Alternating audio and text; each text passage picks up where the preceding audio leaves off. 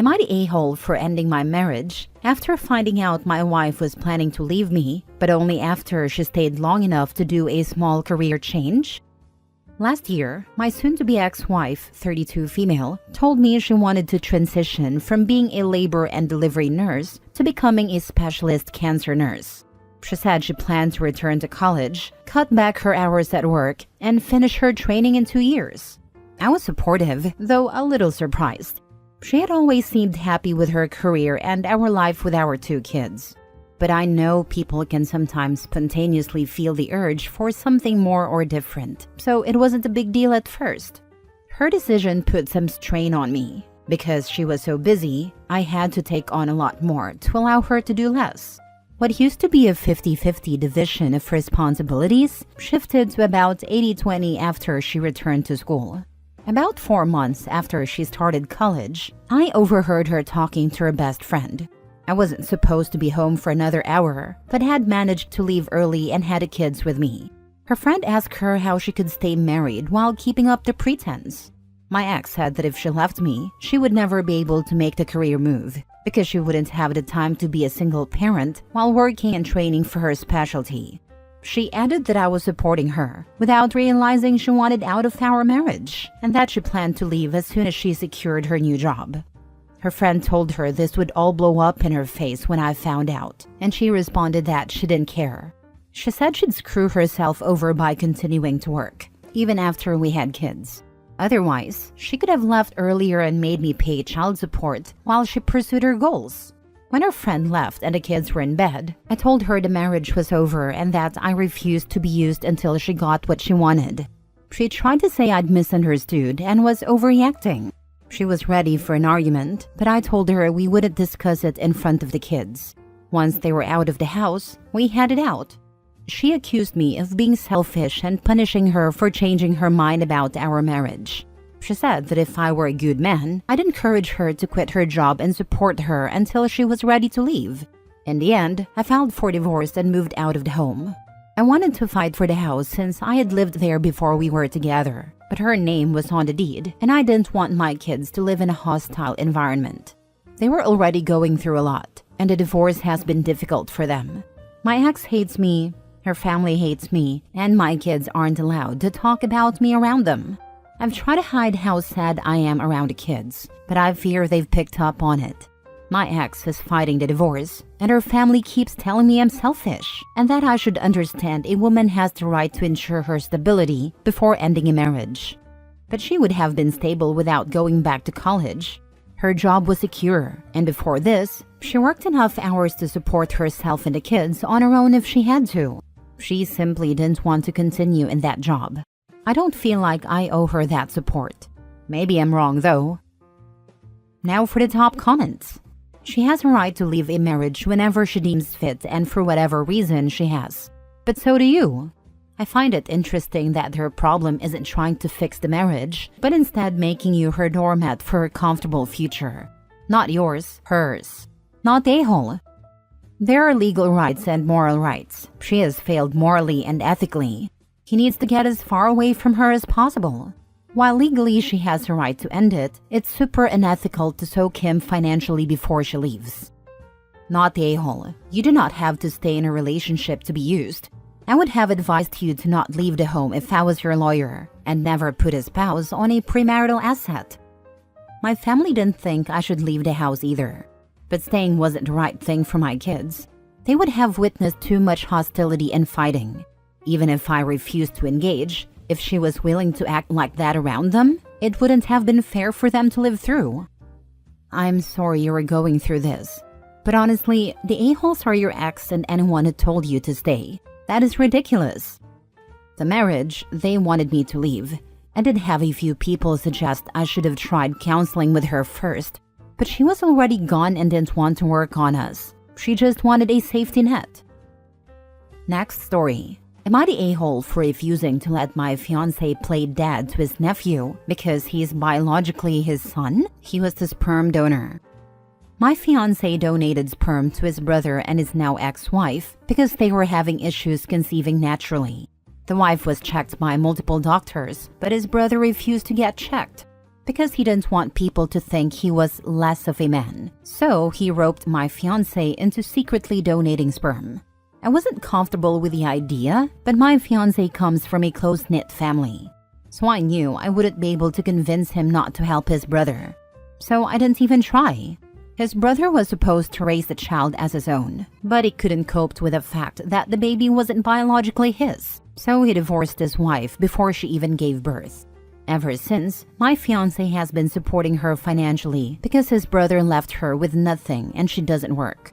To an extent, I was okay with this because she's probably the biggest victim in all of this. And my fiancé's brother is a huge jackass for putting her in this situation. But it did make me uncomfortable when he started buying her gifts to cheer her up or going to the doctor appointments with her. She has since given birth, and now my fiancé has decided he'll raise the baby with her because he doesn't want the child to grow up fatherless.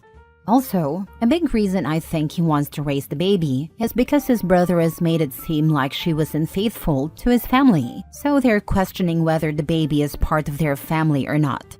My fiancé doesn't want his nephew to be shunned. I'm completely against this because it was bad enough that I had to accept another woman birthing his child before me, but I don't want to be a stepmother. The agreement was that my fiancé would only be an uncle to the baby, which is something I can cope with. Anything more is too much. I know this isn't an easy situation for the ex, and I sympathize with her, but this isn't my problem. She shouldn't have let her husband push her into something she wasn't comfortable with, and my fiancé has already done more than enough for her. Am I the a-hole? Honestly, you should just leave. Your fiancé is probably the legal father instead of a sperm donor, because the way they went about this doesn't sound legal. As far as a court is concerned, there is no difference between this conception and a regular one. Unless there were clinics, doctors, and legal teams involved that designated your brother as a sperm donor legally. He's just a regular father and will be required to do things like pay child support. Courts have already ruled on DIY donation, and it basically doesn't count as a donation at all. On another thought, your fiancé needs to be honest about the situation to the entire extended family, who are basically calling this woman a cheater and a liar. He's still protecting his brother, who is making up lies about his ex-wife, so he doesn't have to feel guilty about the fact that he did something insane, because his ego was bruised. Blamed it on his wife, and then dipped out so he wouldn't have to take responsibility for his actions. The entire family should know what a piece of crap he is. They should know he is infertile with defective sperm, that he roped his brother into this insane plan, that his wife didn't cheat on him, and that he purposely impregnated her with his brother's sperm, possibly without her knowledge, and then dipped out because it wasn't his kid. Right now, my fiancé isn't the legal father, his brother is. This wasn't a DIY sperm donation. It was done officially at a clinic, but my fiancé wants to be recognized as the legal father now. Walk away. Let them become a family. It is his son, and he has feelings. He is showing his family that the boy and his mom are family. You don't want to be a stepmother? Then don't marry him. It's better to leave now before he leaves you for her. You will always be second now. He has a child. The deal has changed. Next story. Am I the a-hole for telling my wife and sister-in-law they need to accept their half-brother doesn't want a relationship? 6 months ago, my wife, 26 female, and her sister, 24 female, learned they have an older half-brother from their mom. They had never met this man, nor heard their mom or anyone else talk about him before.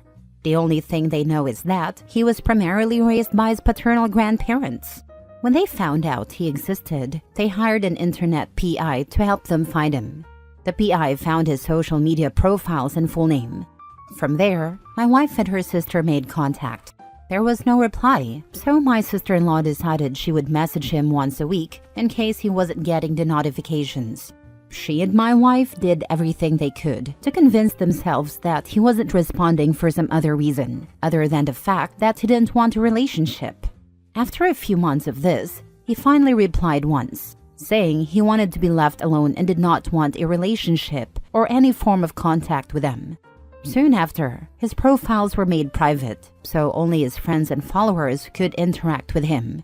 My wife is pregnant with our first child right now, and some people have suggested that hormones are driving her to obsess over this. But neither she nor her sister is willing to let it go. I'm trying to be a supportive husband, but they're talking about doing things that border on stalking or harassment in an attempt to get this man to agree to a relationship. They don't understand why he would reject them when they never knew he existed. My sister-in-law showed me his reply. I didn't say this to them because I'm not sure, but it sounds to me like he did know they existed and chose to stay away. I could be wrong, of course. I suggested therapy to them, but they said a therapist wouldn't help them have a relationship with their brother. The other night, my wife and I were discussing baby names again when my wife and sister-in-law started talking about their half-brother and how he should be around when the baby is born. This then turned into a conversation about how they could find a way to get in front of him to plead for a chance.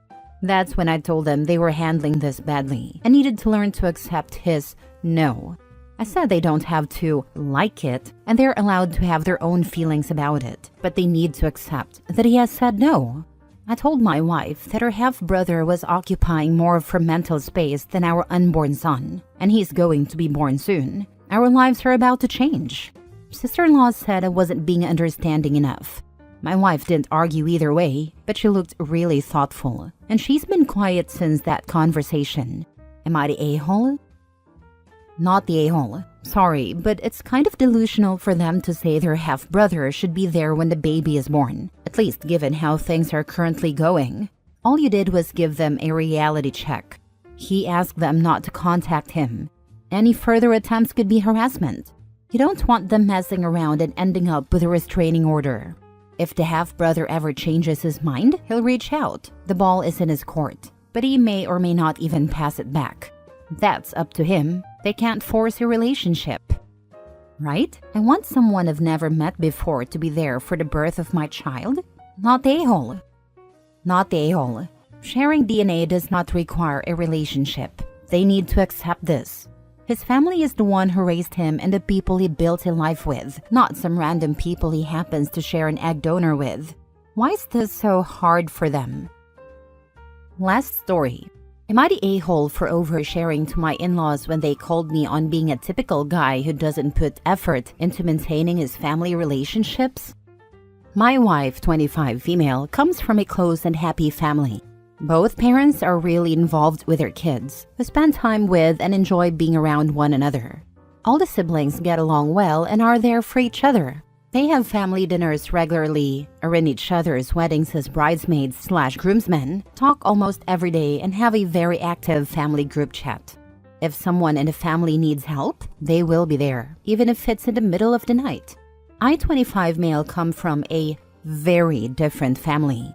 None of my family came to our wedding, didn't even RSVP, and they were invited. I can't think of a single person in my family I'm close with. The rest of my family isn't close either. Once we turned 18, we were expected to leave our parents' house, and there was no support. The sibling relationships were pretty volatile. My parents don't want to hear from any of us unless we're dead, which would be hard to inform them of, but that's exactly what my dad said. My mom might have been in the hospital last year. I still don't know. I tried calling my dad and he didn't answer. He texted me that he didn't appreciate the multiple calls. When I told him what I'd heard and asked if my mom was okay, he ignored the question.